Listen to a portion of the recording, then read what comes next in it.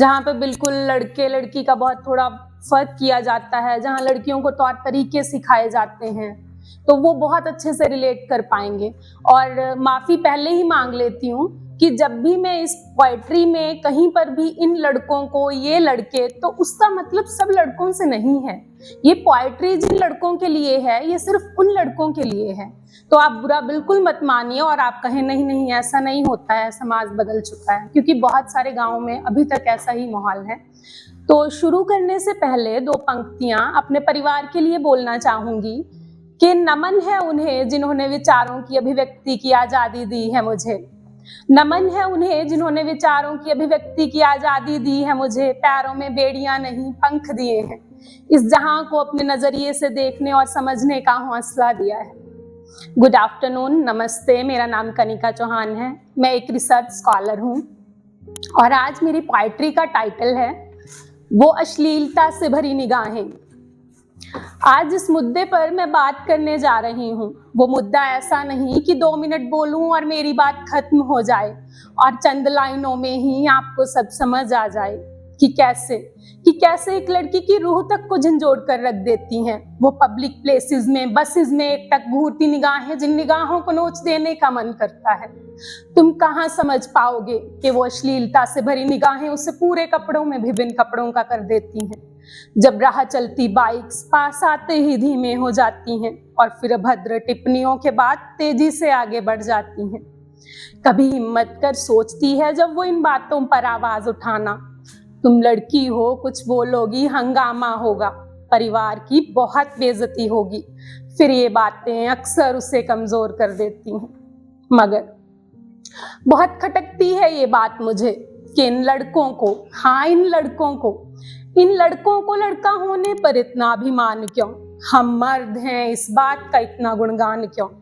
क्योंकि कभी कभी तो इनकी उम्र का फासला इतना अधिक होता है, जैसे एक बाप और बेटी का, जैसे एक बड़ी बहन और माँ का। लेकिन पुरुष होने का घमंड उनकी उम्र और संस्कारों के इस फासले को मिटा ही देता है।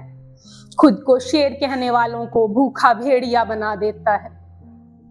लड़कियों को वस्तु समझना, कमजोर समझना सही तो नहीं, और ये पुरुषत्व तो नहीं, बिल्कुल भी नहीं। फिर बड़ी अजीब लगती है एक बात, जब शर्मनाक घटनाओं के बाद इनकी गलतियों को इस तरह से दबाया जाता है कि फिर लड़की के चरित्र और कपड़ों का प्रमाण पत्र दिया जाता है।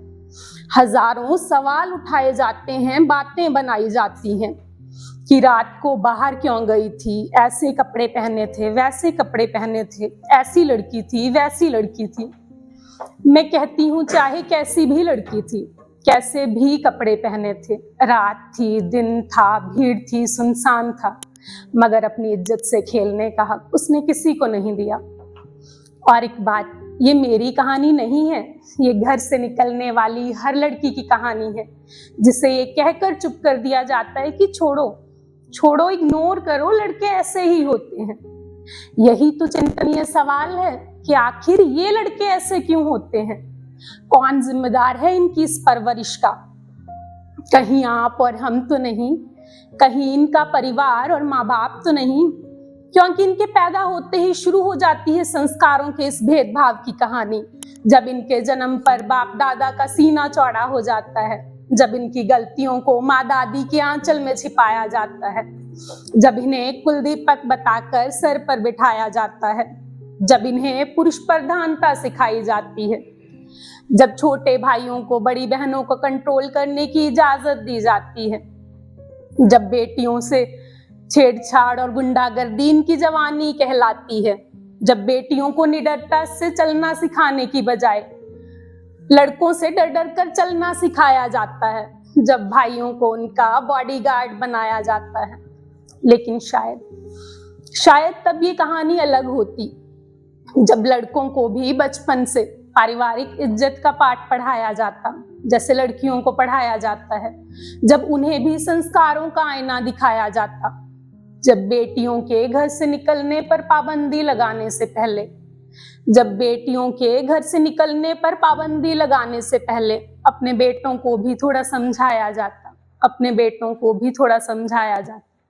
Thank you.